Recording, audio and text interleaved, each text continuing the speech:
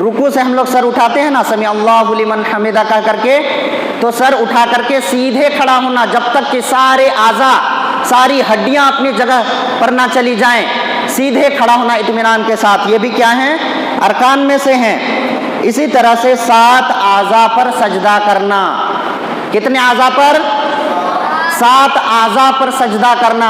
اگر 7 اعضاء میں سے کسی بھی عضو پر اگر ہم سجدہ نہیں کریں گے تو ہم رکن کو چھوڑیں گے۔ 7 اعضاء کیا کیا ہیں؟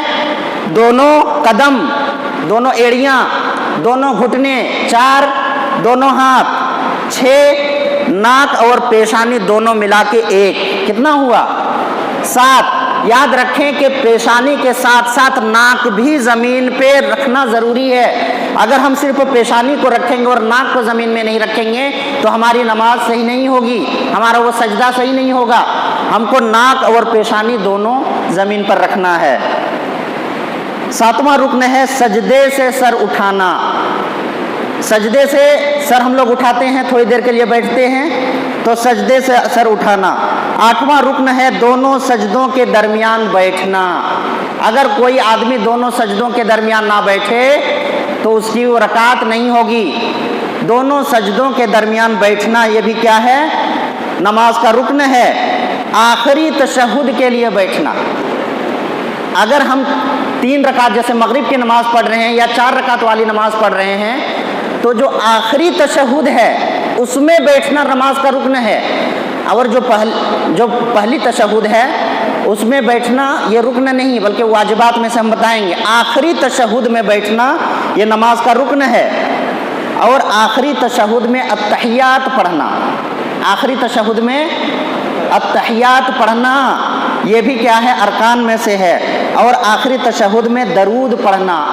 نماز میں آخری تشہد میں آپ کو التحیات اور درود پڑھنا واجب ہے، بغیر اس کے آپ کی نماز مکمل نہیں ہوگی۔ تو یہ ارکان میں سے ہیں۔ اور 12واں نمبر کیا ہے؟ 2 سلام پھیرنا۔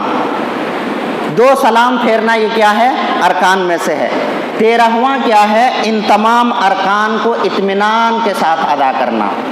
اگر آپ جلدی جلدی کریں گے، جلدی جلدی رکوع، جلدی جلدی سجدہ، سجدے سے اٹھے پھر سجدہ، رکوع سے اٹھے پھر سجدہ، تو پھر نبی کریم صلی اللہ علیہ وسلم کی وہ حدیث ہے کہ نبی کریم صلی اللہ علیہ وسلم بیٹھے ہوئے تھے، ایک آدمی آیا اور انہوں نے نماز ادا کیا اور آ کر کے نبی صلی اللہ علیہ وسلم کو سلام کیا۔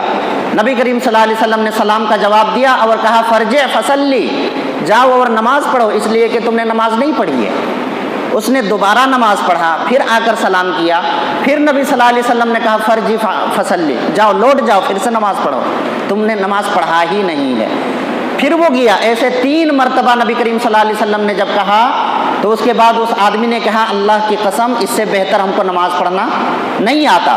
تو نبی کریم صلی اللہ علیہ وسلم نے ان کو نماز کا حکم دیا، نماز کا طریقہ سکھایا اور کہا کہ تم اطمینان کے ساتھ رکوع کرو، اطمینان کے ساتھ سجدے کرو، اطمینان کے ساتھ رکوع سے سر اٹھاؤ۔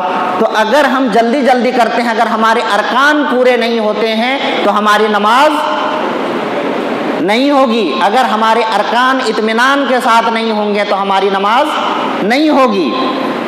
14واں نمبر ہے تمام ارکان کو ترتیب وار کرنا۔ جس ترتیب میں نماز کا جو طریقہ ہے اسی ترتیب میں ارکان کو ادا کرنا۔ اگر کوئی آدمی قیام کے بعد سجدے میں چلا جائے، بعد میں رکوع کرے تو صحیح نہیں ہے۔ جو ترتیب بتایا گیا ہے ترتیب وار تمام ارکان کو ادا کرنا ضروری ہے۔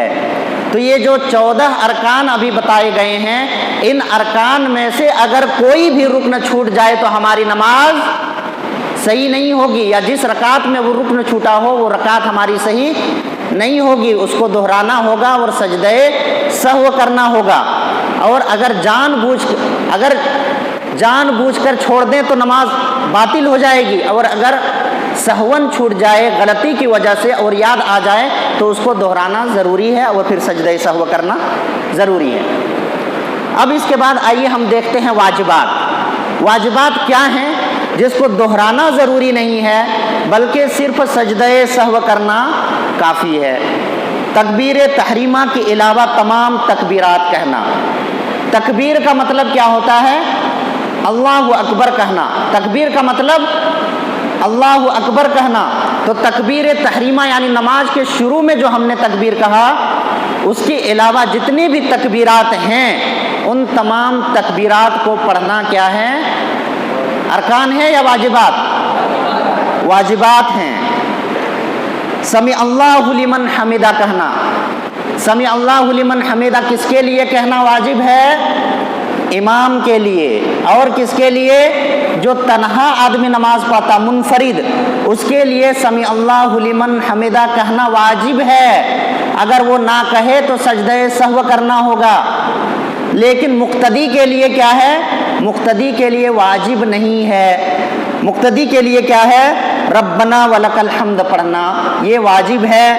امام کے لیے بھی، منفرد کے لیے بھی، مطلب جو اکیلے نماز پڑھے، اور مقتدی، ہر ایک کے لیے واجب ہے۔ ہاں علماء نے اس پر بہت بحث کرنے کے بعد سمع اللہ لمن حمدہ مقتدی کہہ سکتا ہے یا نہیں؟ سمع اللہ لمن حمدہ اگر ہم امام کے پیچھے پڑھ رہے ہیں تو مقتدی کہہ سکتا ہے یا نہیں کہہ سکتا ہے؟ علماء نے اس پر کافی بحث کے بعد لکھا ہے کیا ضروری نہیں ہے مقتدی پر، لیکن اگر مقتدی کہہ لے تو کوئی حرج نہیں ہے، کہہ سکتا ہے۔ لیکن امام کے لیے اور اکیلا نماز پڑھنے والوں کے لیے واجب ہے۔ اسی طرح رکوع کی دعا پڑھنا، رکوع میں جب ہم لوگ جاتے ہیں تو کم سے کم ایک مرتبہ دعا پڑھنا واجب ہے۔ زیادہ سے زیادہ طاق آپ پڑھیں، 3، 5، 7، 9 جتنا اللہ تعالیٰ آپ کو توفیق دے پڑھیں، لیکن ایک مرتبہ رکوع میں دعا پڑھنا کیا ہے؟ واجب ہے۔ اگر وہ دعا آپ نہیں پڑھتے ہیں تو آپ کی وہ رکعت ہو جائے گی، لیکن آپ کو سجدہ سہو کرنا ہوگا یاد آ جانے پر۔ اسی طرح سے سجدے کی دعا پڑھنا یہ کیا ہے؟ واجب ہے۔ سجدے میں بھی کم سے کم ایک مرتبہ دعا پڑھنا واجب ہے، زیادہ زیادہ آپ 3، 5، 7، 9 پڑھ سکتے ہیں۔ دونوں سجدوں کے درمیان دعا پڑھنا، دونوں سجدوں کے درمیان جب ہم لوگ بیٹھتے ہیں تو کون سی دعا پڑھتے ہیں؟ رب اغفر لی۔ اور اس کے علاوہ بھی دعائیں ہیں، آپ کوئی بھی دعا پڑھ سکتے ہیں، لیکن ایک مرتبہ دعا پڑھنا ضروری ہے۔ نمبر 7، پہلے تشہد کے لیے بیٹھنا۔ جیسے 4 رکعت کی نماز ہے، ہم نماز پڑھا رہے ہیں یا نماز پڑھ رہے ہیں، دوسری رکعت میں ہم کو تشہد میں بیٹھنا ہے، ہم ڈائریکٹ اٹھ گئے تیسری رکعت کے لیے، اب ہم کیا کریں گے؟ ہماری نماز ہوگی یا نہیں ہوگی؟ یاد آ جانے پر ہم کو صرف سجدہ سہو کرنا ہوگا، تشہد کو دہرانا نہیں ہے، صرف سجدہ سہو اس کے لیے کافی ہے۔ 8واں کیا ہے؟ پہلے تشہد میں التحیات پڑھنا۔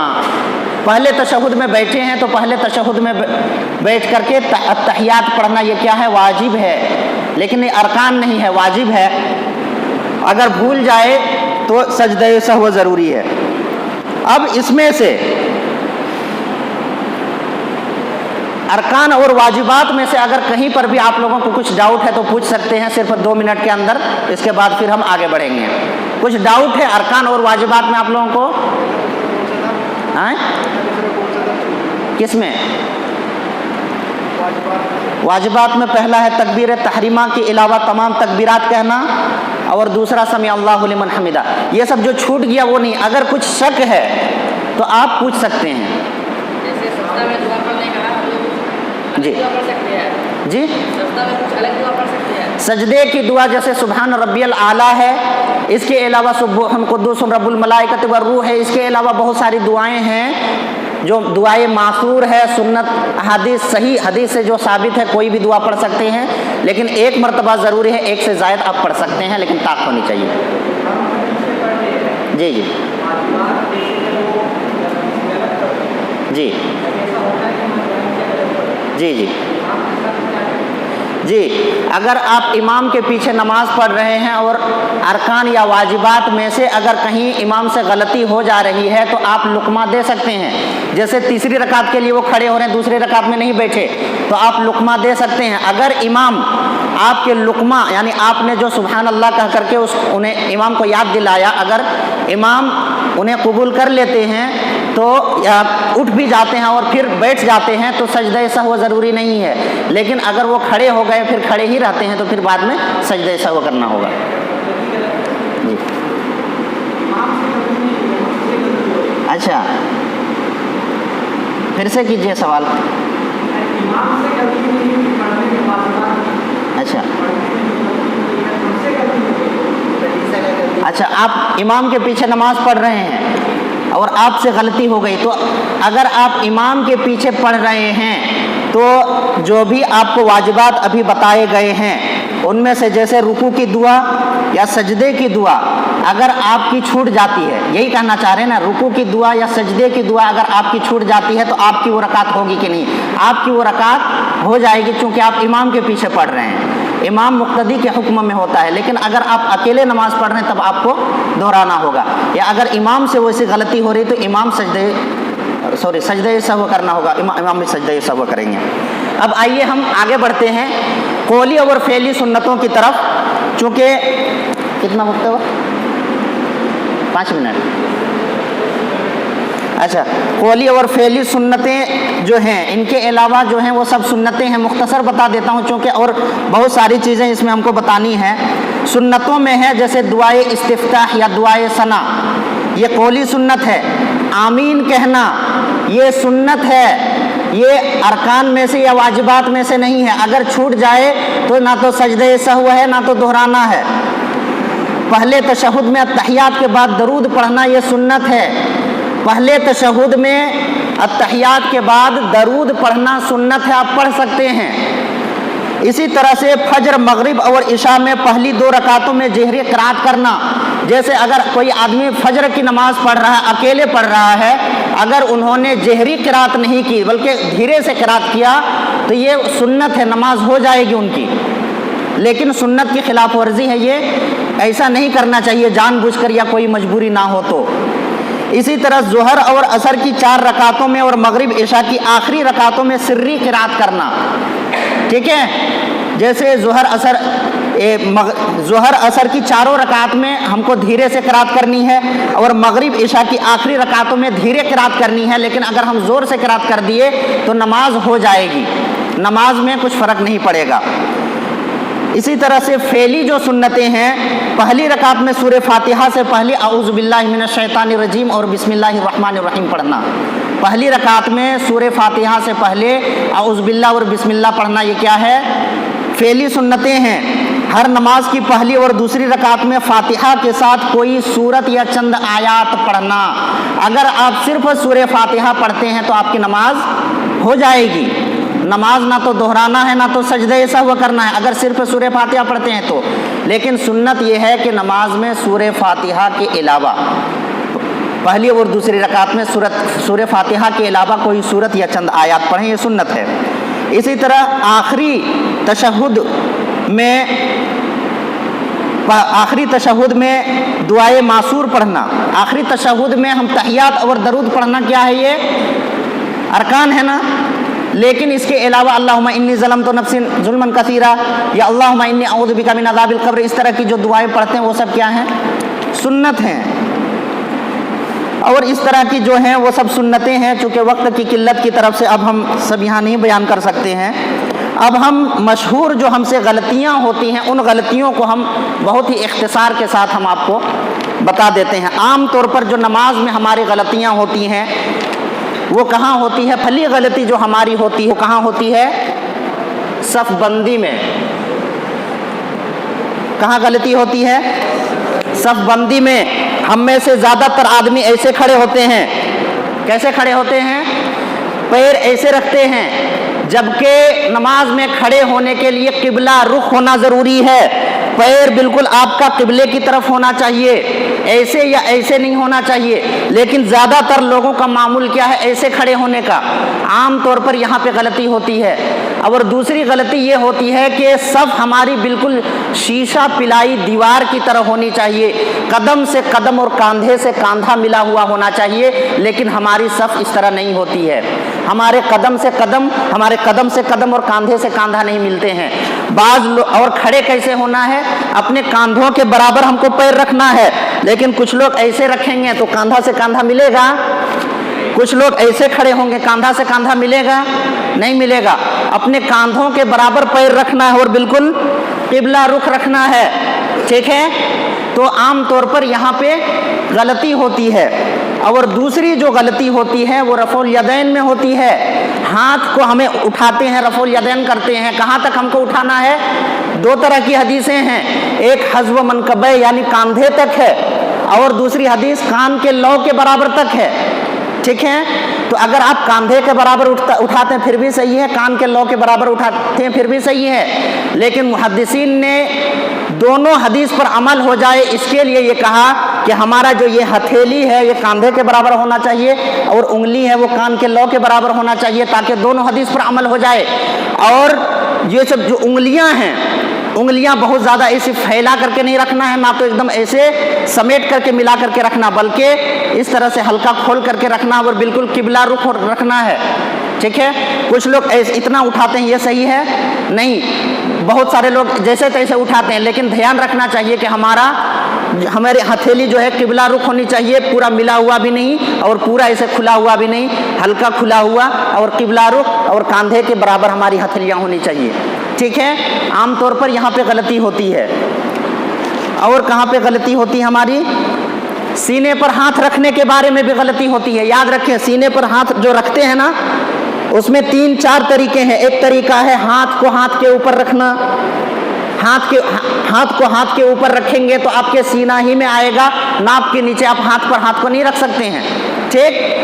تو ہاتھ کو ہاتھ کے اوپر رکھنا، ہتھیلی کو ہتھیلی کے اوپر رکھنا اور باندھ لینا۔ عام طور پر عرب والوں کو آپ دیکھیے گا کہ ایسے رکھتے ہیں، ٹھیک۔ باندھنے کا بھی ذکر ہے، یا تو رکھنے کا بھی ذکر ہے، یا تو اس طرح سے رکھ بھی سکتے ہیں، یا اس طرح آپ پکڑ بھی سکتے ہیں، ٹھیک ہے۔ تو یہ 3-4 طریقے ہیں، آپ کسی پر بھی عمل کر سکتے ہیں۔ اس کے علاوہ رکوع میں غلطی ہوتی ہے۔ رکوع میں کیا کرنا ہے؟ اپنی ہتھیلیوں کو کھلا رکھنا، انگلیوں کو، اور گھٹنا کو کیا کرنا ہے؟ پکڑنا ہے۔ اور یہ جو ہماری ہتھیلی ہے یہ بازو سے الگ ہونی چاہیے، اور ہماری جو پیٹھ ہے وہ ایک دم برابر ہونی چاہیے، اور ہماری نگاہ کہاں ہونی چاہیے؟ سجدے کی جگہ ہونی چاہیے، ٹھیک ہے۔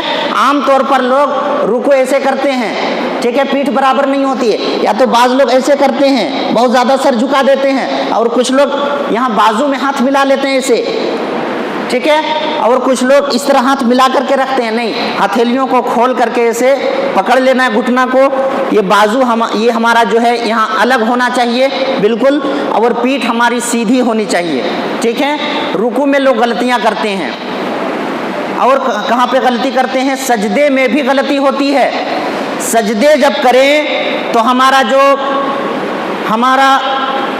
ہماری جو ہاتھ کی انگلیاں ہیں وہ ملی ہوئی ہوگی، ٹھیک ہے، اور ہاتھ جو ہم زمین میں رکھیں گے وہ کاندھے کے برابر یا کان کے برابر بھی رکھ سکتے ہیں، ہاتھ زمین میں، ٹھیک ہے، اور پیر کو گاڑ کر کے رکھیں گے اور انگلیوں کو اس طرح دبا کر کے قبلہ رخ رکھیں گے، پاؤں کو کھڑا رکھیں گے اور ایڑیوں کو ملا کر کے، اور یہ باہ کو بچھائیں گے نہیں بلکہ زمین سے اوپر رکھیں گے، اور یہاں سے بھی الگ رکھیں گے۔ نبی کریم صلی اللہ علیہ وسلم جب سجدے میں جاتے تھے تو آپ صلی اللہ علیہ وسلم کا یہ بغل نظر آتا تھا، اور اتنی جگہ ہوتی تھی کہ ایک بکری کا بچہ بھی گزر جائے آسانی سے، ٹھیک ہے۔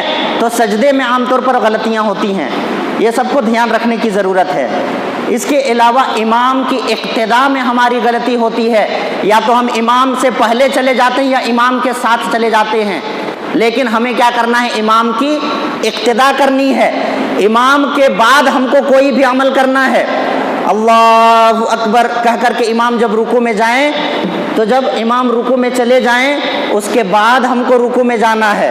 ہاں، اس طرح کی بھی حدیثیں ہیں امام کے ساتھ جائیں، لیکن زیادہ صحیح ہے امام کے بعد، چونکہ امام کی اقتداء ہم کو کرنی ہے۔ تو اس کو بھی یاد رکھیں کہ لوگ پہلے چلے جاتے ہیں۔ اس کے علاوہ بھی بہت ساری غلطیاں ہوتی ہیں۔ ایک ڈاؤٹ جو اکثر لوگوں کے من میں رہتا ہے، لوگ پوچھتے ہیں یا تو نہیں پوچھ پاتے ہیں، لیکن وہ ڈاؤٹ کلیئر نہیں ہوتا وتر کی نماز کے تعلق سے، کہ آیا ہم رکوع سے پہلے دعا کریں یا رکوع کے بعد دعا کریں؟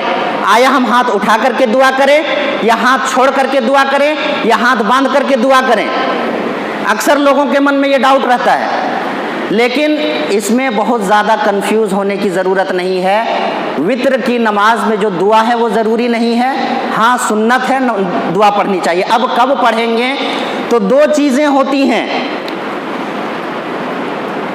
ایک قنوت نازلہ اور ایک قنوت وتر. ٹھیک، قنوت نازلہ کسے کہتے ہیں؟ قنوت نازلہ کسے کہا جاتا ہے؟ جب مسلمانوں پر کوئی مصیبت آ جائے، جنگ کے حالات پیدا ہوں یا کہیں پہ مسلمانوں پہ کوئی مصیبت نازل ہو، تو اس وقت مغرب میں، بلکہ تمام نماز میں پڑھ سکتے ہیں، لیکن عموماً مغرب، عشاء اور فجر میں ہم تمام مسلمانوں کے لیے جو دعا کرتے ہیں فرض نماز میں آخری رکعت میں، اسے کہا جاتا ہے قنوت نازلہ. تو جو دعائے قنوت نازلہ میں جو دعا پڑھی جاتی ہے وہ بعد رکوع کے بعد، قنوت نازلہ کی دعا رکوع کے بعد، اور قنوت وتر کی دعا رکوع سے پہلے. یہی زیادہ صحیح ہے، یہ الگ بات ہے، بہت اختلاف ہے اس میں، لیکن زیادہ صحیح یہی ہے کہ وتر میں رکوع سے پہلے دعا پڑھنی ہے اور قنوت نازلہ میں رکوع کے بعد. اور ہاتھ اٹھائیں گے کہ نہیں؟ یاد رکھیں کہ ہاتھ اٹھانے کے تعلق سے کوئی واضح دلیل نہیں ہے، لیکن قنوت نازلہ پر ہاتھ اٹھا کر کے نبی صلی اللہ علیہ وسلم نے دعا کیا ہے. اسی پر قیاس کرتے ہوئے علماء نے لکھا ہے کہ اگر کوئی ہاتھ اٹھا کر کے دعا کریں تو مستحب عمل ہے، اٹھا سکتا ہے، لیکن اگر ہاتھ نہ بھی اٹھائے تو بھی کوئی دقت نہیں، نماز ہو جائے گی. البتہ جو لوگ دعا پڑھنے سے پہلے تکبیر تحریمہ کہتے ہیں، رفع یدین کرتے ہیں اور پھر ہاتھ باندھ لیتے ہیں اور دعا پڑھتے ہیں، اس کی کوئی حدیث نہیں ہے، کوئی ثبوت نہیں ہے. تو اس میں بہت زیادہ کنفیوز ہونے کی ضرورت نہیں ہے. اور اگر کوئی ویسی مجبوری ہے تو بغیر دعا کی بھی قنوت آپ کی وتر کی نماز ہو جاتی ہے. اور جو وتر کی نماز میں جو دعا پڑھی جاتی ہے وہ رکوع سے پہلے پڑھی جاتی ہے، اور ہاتھ اٹھانا نہ اٹھانا یہ دونوں صحیح ہے، دونوں آپ اٹھا سکتے ہیں. اب یہ ہے کہ امام کے پیچھے، جیسے نماز ہم لوگ وتر کی نماز پڑھتے ہیں رمضان میں، تو جب امام دعا کریں تو ہم لوگ پیچھے سے آمین کہتے ہیں، یہ کہنا ہے کہ نہیں؟ تو اس کا بھی واضح ثبوت کسی حدیث میں نہیں ہے. یہ قنوت نازلہ پر قیاس کرتے ہوئے آمین کہا جاتا ہے کہ قنوت نازلہ میں امام کے پیچھے آمین کہا جاتا ہے، اس پر قیاس کرتے ہوئے وتر کی دعا میں بھی آمین کہی جاتی ہے. ٹھیک ہے، کلیئر ہے سب؟ تو اس طرح کی بہت ساری ہم سے غلطیاں ہوتی ہیں نماز میں. ہم اپنی نماز کو درست کرنا ضروری ہے، اس لیے کہ نبی کریم صلی اللہ علیہ وسلم نے کہا صلو کما رأیتمونی اصلی، نماز ویسے ہی پڑھو جیسا تم مجھے پڑھتے ہوئے دیکھتے ہو. نبی کریم صلی اللہ علیہ وسلم نے ایک مرتبہ ممبر پر پڑھ کر کے تمام صحابہ کرام کو عمل کے ذریعے سے دکھلا دیا اور کہا وہ ایسے ہی نماز پڑھا کرو. تو نماز کا جو طریقہ ہے، جو ارکان ہیں، ارکان پر خاص خیال رکھنا ضروری ہے. ارکان اطمینان کے ساتھ ہوں، ارکان صحیح ادا ہوں، اور یہ تمام چیزوں کے لیے ضروری ہے کہ ہم یکسوئی کے ساتھ، خشوع اور خضوع کے ساتھ نماز پڑھیں. ہمارا دھیان صرف اللہ پر ہو، اللہ کی طرف ہو، اور ایسے نماز پڑھے ایسے لگے کہ ہم اللہ کو دیکھ رہے ہیں، تبھی جا کر کے نماز میں خشوع خضوع آئے گا. اگر یہ احساس پیدا نہ ہو تو یہ احساس پیدا کریں کہ اللہ ہمیں دیکھ رہا ہے. آخر میں اللہ تعالیٰ سے دعا ہے کہ اللہ تعالیٰ ہم تمام لوگوں کو ان باتوں پر عمل کرنے کی توفیق عطا فرما. یا اللہ ہم تمام لوگوں کو صحیح نماز ادا کرنے کی توفیق عطا فرما. یا اللہ ہم میں سے جو لوگ نماز ادا نہیں کرتے، یا اللہ ان تمام لوگوں کو پکا سچا نمازی بنا دے. یا اللہ ہم میں سے جو لوگ ٹوٹی پھوٹی جیسے تیسے نماز ادا کرتے ہیں، یا اللہ سب کو صحیح طریقے سے نماز ادا کرنے کی توفیق عطا فرما. اور جیسے بھی ہم نماز پڑھ رہے ہیں یا اللہ ہماری نمازوں کو تو قبول فرما لے. آمین تقبل یا رب العالمین. والسلام علیکم.